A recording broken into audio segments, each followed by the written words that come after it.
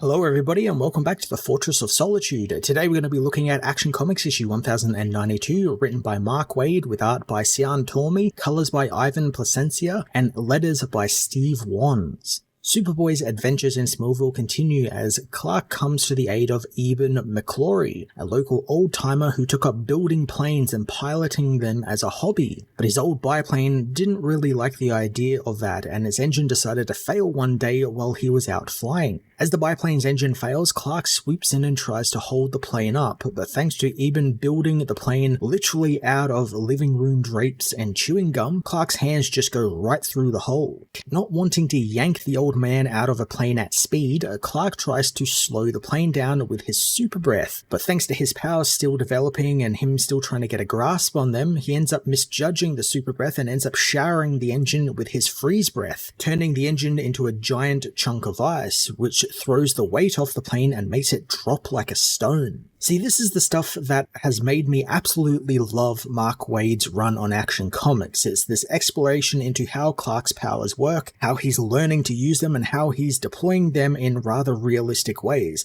Like here with the ice just causing the plane to fall since it's heavier, and how Superboy can't just lift the plane up since he'll just go right through it because his strength is too much for it. Superboy doubles down on the freeze breath and covers the entire bottom of the plane in ice so he has something solid to hold onto and lift, safely landing Eben down on his farm, much to the adoration of Eben's wife, who thanks Superboy for saving her foolish husband. Superboy continues saving people in and around Smallville, and Clark knows the point of it all, while helping people, was also so people would see him coming and not see him skulking around the shadows. He wanted to be seen in daylight. He wanted people to be comfortable with him and his abilities, and so far, it seems to be working. At least within Smallville, that is, as outside of town, General Sam Lane continues his search for Superboy, narrowing the searching grid to central Kansas. He orders his people to work faster since Superboy threatens national security. Introducing the military threat in the last arc and then making it the focus of this new arc was a great idea, and I really want to see what Waid does with it, since we already know that Superboy has had run-ins with them before, and it hasn't really gone well, and that's really just because the US military is just trying to subdue Superboy without figuring out what he is. They think they can just cut him up later on. We've seen that countless times throughout various origins of Superman, where the military gets involved or they're somehow tangentially involved with a threat that Superman's facing. Think Secret Origin or the New 52. General Lane does not have to wait long for answers, as Star Labs, who have been working on finding where Superboy is, have traced unusual air movements across Kansas and find that they are focused in a town called Smallville. Back in Smallville, the town take in the fireworks from the local Harvest Festival, but Clark isn't watching the light show, he's in his own head. Ma and Pa try and ask him what's wrong, but pick up on that it's related to Lana, telling Clark that he should just go talk to her. Clark knows that it's not that simple, since she likes Superboy and he started poking fun at Superboy because of it, hating this idea of being trapped in a love triangle with Lana and another version of himself. Clark leaves and Ma and Pa try and figure out how to help their son, but Pa knows this is all the heartaches of growing up, and they went through it and Clark's gonna have to go through it as well. Waid tackling the Lana-Superboy romance plot as a big part of this issue is a great idea. He's done the tests and trials as Superboy, and now Clark Kent gets some tests and trials as well. You know, he's got to try and face problems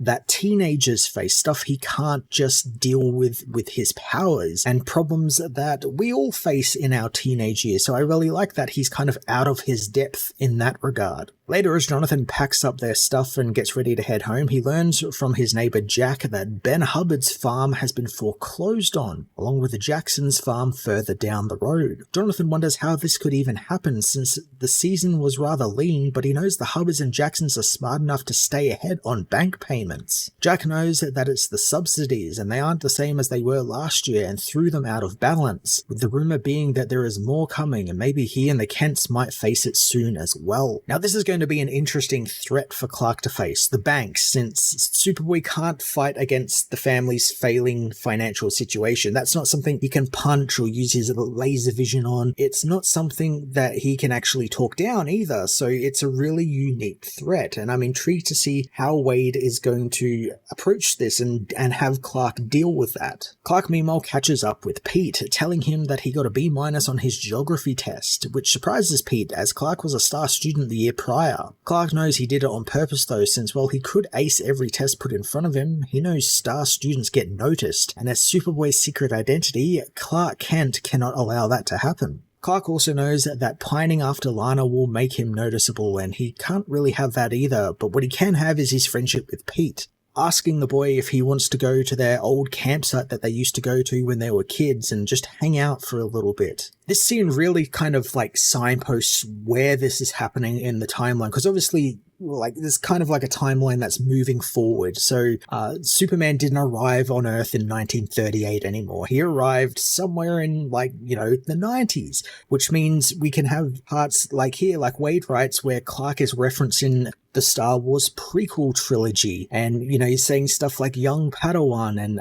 all these lines from Star Wars. It's kind of weird to wrap your head around that the Superman we're seeing now is roughly the same age as me, maybe a little bit older, but it's just really weird seeing like this story is now set, you know, 2003, 2004, which is wild to think because so many of my favorite Superman comics are from that era and that time in Superman's history. It's so strange to think about, but it's also really cool. It keeps the character fresh and relevant. With his next weekend set, Clark properly centers himself by going about his duties as Superboy for the rest of the weekend, helping people all over the world. But Clark knows at that time, he didn't realize that Clark Kent was becoming an outsider, shut off from most of the people around him and his community. But Superboy was accepted and adored everywhere. Because of this, he began losing focus on gaining people's trust, since Clark saw himself as Superboy, the person who could do no wrong. This all comes to a head when in Metropolis, Clark saves an old lady from being hit by a truck on a crosswalk. Unfortunately, the old lady screams and shouts that she needs help, doubling over in pain. Clark has no idea what's going on as the woman's grandson rushes to help her, telling Superboy that she is blind and has a weak heart. So Superboy grabbing her and rushing her across the street scared the hell out of her, and he believes he did something to her. The commotion brings forth a crowd who seems to think the same thing, that Superboy threatened or did something to this old lady. A mob begins forming, shouting at Superboy, calling him a bully and a jerk, and soon the voices all blend together into one big noise. So Clark flees the scene, upset since it was a single innocent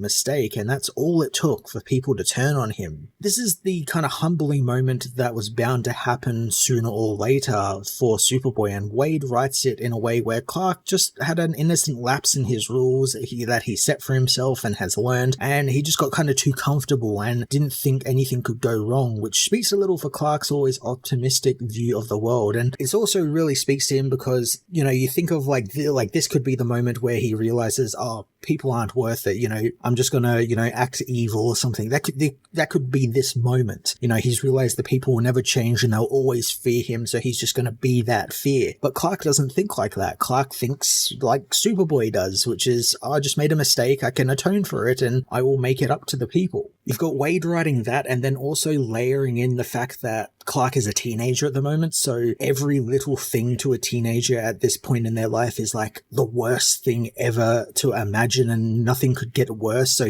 Clark is kind of in his own head thinking that like things are going to start getting worse and worse and worse, and it just throws off his worldview a little bit and he doesn't really know what to do. Clark heads home to Smallville, but his troubles aren't over as Sam Lane and the US Army are waiting for him in the town square, announcing to the citizens of the town that they are there for the Superboy. Clark knew that this was coming sooner rather than later and confronts Sam, holding up back the urge to talk to Ma and Pa, who are watching nearby. Sam says that he is there to defend the people from Superboy and his uncontrollable power, wanting the hero to come with them quietly or there will be consequences. In a sequence that really echoes the stuff we've seen over in Absolute Superman recently, the town actually come to back Superboy up, shielding him from the army and Sam as they tell the general that all of the good he has done for the community has helped them, and they want to help him back. So if the general wants him, the general will have to go through them. So as I said when I talked about this sort of stuff in Absolute Superman, it's always been my headcanon that when it comes to Smallville, they love Superboy, you know, he's helping them, but also I feel like they know who he is, but they hired who he is since of how much good he does for the world and for them. So it doesn't really make sense for them to just out him as, you know, being Clark Kent. They keep his secret, and that's like their community thing. That's always been my headcanon, and I like that it's never really made clear whether they all know it, but like I like when writers do this where there's hints that, oh, they know that Superboy lives in town or something, or like they're aware that he lives nearby, so they're just going to keep him safe. Superboy figures they're at an impasse in their argument, so he and Sam head into the diner for a chat.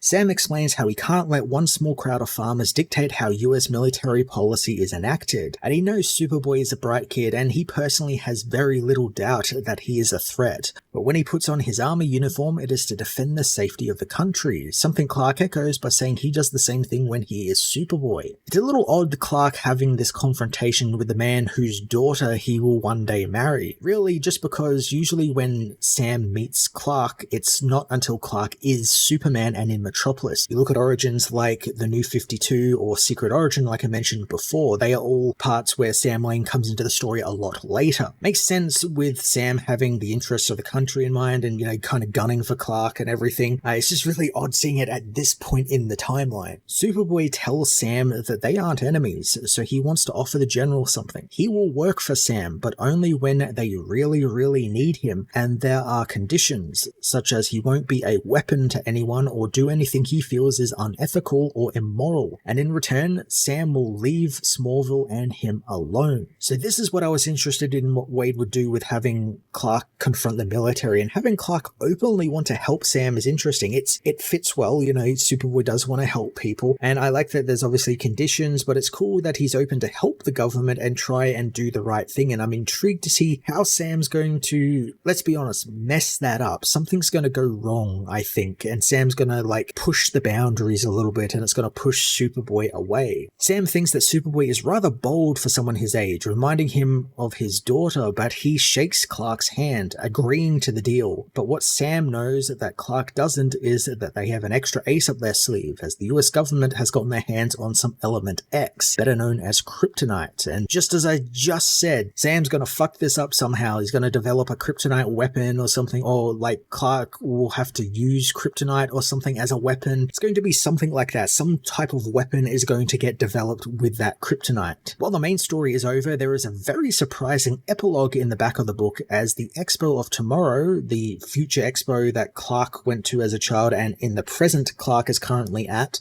has finished up for the day and the people are leaving, and while the displays are being packed up, the strange device which we saw in that opening wraparound story, and there was like some prominence put on it, it begins lighting up and activating, and it calls out to Superboy as someone is trying to communicate through it. I can totally understand if people forgot about this, because we didn't actually get to see any of it between the beginning of the story and now. There should have been a little bit in that middle part there that reminded us of that device, but to my knowledge, I don't think there was. It was at that Expo of Tomorrow that Clark went to as a child, but that was way back at the beginning of the story. But I have to guess that this is probably part of the upcoming Reign of the Superboys storyline. It kind of makes sense that that's where it would come from. Maybe it's like a communication to the future or something, and it's like someone from the future trying to contact Superboy. I could also see it being tied to Captain Comet, and maybe this is Captain Comet trying to get a hold of Superboy, maybe from the future or at some point in the timeline. And I'm sure Wade is going to bring back Captain Comet in some way. But it's a nice little setup for a future story and keeps you intrigued at the long-running Expo of Tomorrow storyline that's still going, and I like that Wade is still running with it, and I can't wait to see what he has in store for it. 92 dived into Superboy's use of his abilities and how he goes about using them to help Smallville, with Mark Waid going into great detail about how he saves people without hurting them, but also about how Clark needs to be wary about people's perceptions of him when he uses his abilities. The military arc is moving forward at a really nice pace, and it ended in a really great way here, to be picked up a little later on in the coming issues, and it's a really surprising direction. I'm really intrigued to see what Mark Waid is going to do with Superboy Superboy now working with and for the military. I'm going to give this issue a 9 out of 10.